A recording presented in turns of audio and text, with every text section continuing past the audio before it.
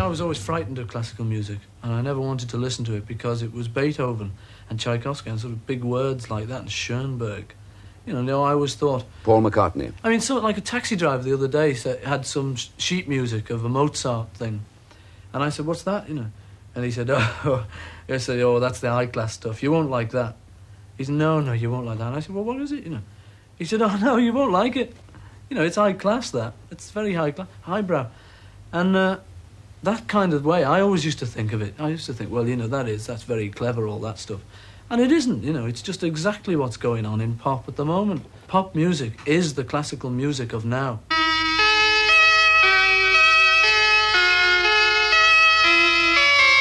People just take our music and, in a line, and we just sort of say, yeah, she was just 17. And they read everything into that, She was a 17-year-old nymphomaniac working on the streets of Broadway.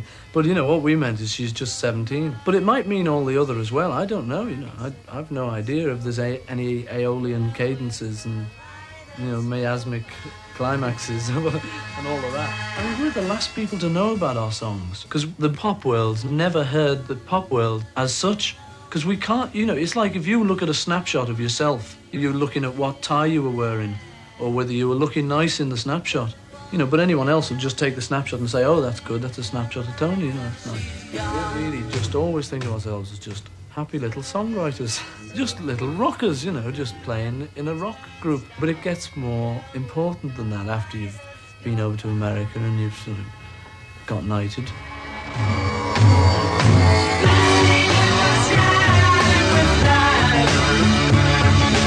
We just don't see as much of George as we used to do. He's away so much. George Harrison's mother. Of course, as soon as he comes back, he always visits us, or we go down and visit him, And we're still very close to him. I get letters now from most parts of the world, quite a lot from Japan and, of course, America.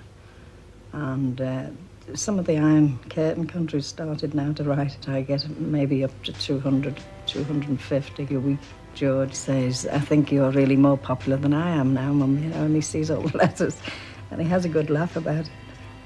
And especially when he reads some of them, they say, dear Mum, he says, who's this then,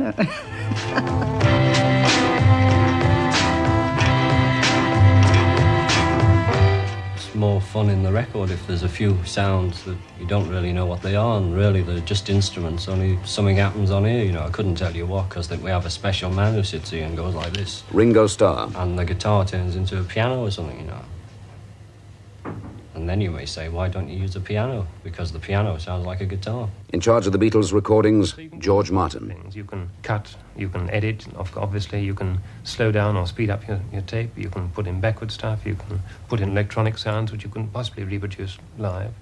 You can use combinations of instruments which are completely unbalanced, but you can make them balanced. You can put a very soft flute against a huge brass chord and still make it sound loud. Then cut up the tape and really well threw it up in the air until it settled down the ground and join them all up together. So it just became like a patchwork quilt. And this is the kind of thing you can do on recording, which you obviously couldn't possibly do it live, because it is, in fact, making up music as you go along. And when we were touring, and when it was at a sort of peak of hysteria, instead of just thinking, oh, that's nice, we could have just thought, aha, click, let's use this, and for evil, But there's no desire in any of our heads to sort of take over the world, That was Hitler, that's what he wanted to do. There is, however, a desire to get power in order to use it for good. And the manager came to me and said, the cripples are ready. Derek Taylor, Beatles publicist. I said, what are they ready for? The Beatles? He said, oh, yes. I said, what do they want? He said, well, they can't move that much, so maybe if the Beatles patted them, that would be enough. I said, lay their hands on them. He said, yeah, put it like that. So I went in and I said, there's a dozen paraplegics waiting for you in wheelchairs.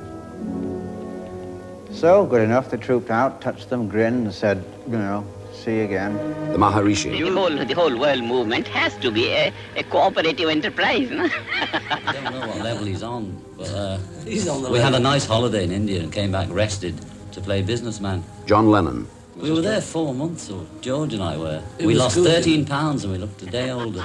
See, in the midst of all these activity and the world's attention and interest for transcendental meditation, I don't get a moment to think of silence. If you've got power, you've got to use it for the good. Because like everyone else, we read the papers, we go through all the things that most people go through. So if everyone wants to say a thing at a certain time, it's handy being a songwriter. You know, you can put your finger on it, like a yellow submarine. You know, that was lucky though.